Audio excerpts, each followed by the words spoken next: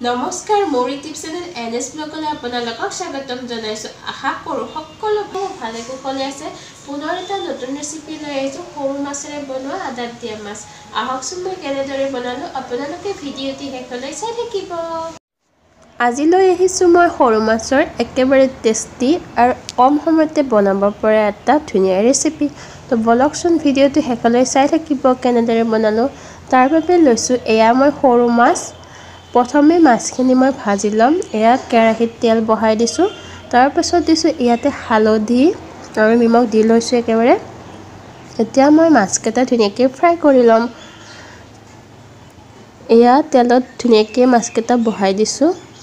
একেবাৰে সৰু সৰু মাছ, এইখিনি ধুনীয়াকৈ মই ভাজি ল'ম প্ৰথমে।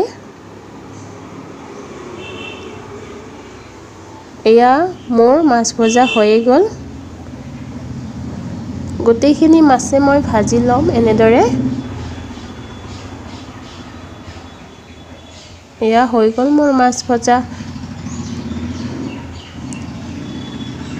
তাৰ পাছত ইয়াত দিবৰ বাবে যোগাৰখিনি কৰিছোঁ। এয়া লৈছোঁ আদাৰ পাত, পিঁয়াজ, তাৰপিছত নহৰু, আদা আৰু সৰহকৈ জলকীয়া লৈছোঁ। গোটেইখিনি ধুনীয়াকৈ মই এয়া পেষ্ট বনাই ল'লোঁ। পিঁয়াজো একেলগতে দিছোঁ, ধুনীয়াকৈ পেষ্ট বনাই লৈছোঁ।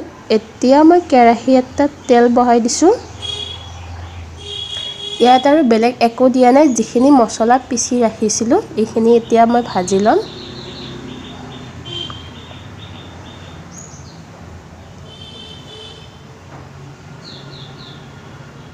একেবাৰে সহজ ৰেচিপি। ইয়াত আৰু কোনো ধৰণৰ মছলা দিয়া নাই, অকল আদা নহৰু এইখিনিয়ে। কাৰণ এইখন আঞ্জাৰ নামেই হৈছে যিহেতু আদাত মাছ দিয়া।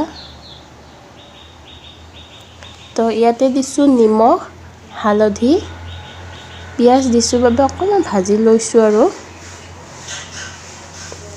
তাৰপিছত এয়া মই যিহেতু পাতাত পিচি ৰাখিছোঁ তাৰে পানীটো ইয়াতে দি দিছোঁ। এতিয়া গোটেইখিনি ধুনীয়াকৈ মিক্স কৰি লৈছোঁ।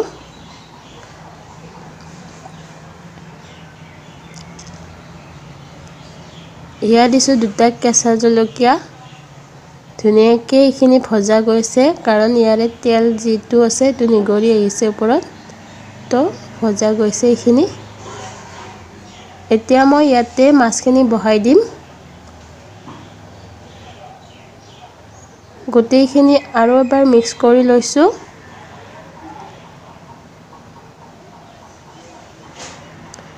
এয়া মই পানী দি দিছোঁ অলপমান, অলপ পানী দিছোঁ, বেছি দিয়া নাই।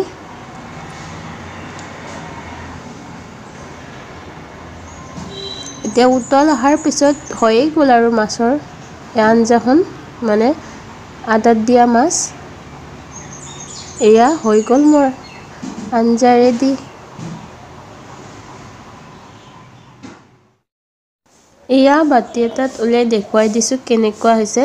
খুব ধুনীয়া হৈছে। কালাৰটোৰ কথাটো ক'বই নালাগে, একেবাৰে সেউজীয়া সেউজীয়া হৈছে।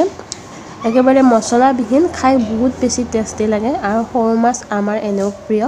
তো ভাল লাগিলে খাই। আপোনালোকেও এনেদৰে সহজতে বনাব পাৰে। খুব কম সময় লাগে বনাওঁতে এই ৰেচিপিটো।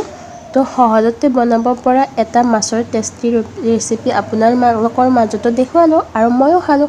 তো ভিডিঅ'টো যদি চাই ভাল লাগিছে, লাইক, শ্বেয়াৰ, কমেণ্ট আৰু ছাবস্ক্ৰাইব কৰিবলৈ নাপাহৰিব। লগতে থকা বেল আইকনটো দবাই দিব, যাতে মই দিয়াৰ ভিডিঅ'ৰ ন'টিফিকেশ্যন আপোনালোকে আগতীয়াকৈ পায়। পুনৰ এটা ভিডিঅ'ৰ সৈতে লগ পোৱাৰ আশাৰে আজিলৈ বাই বাই।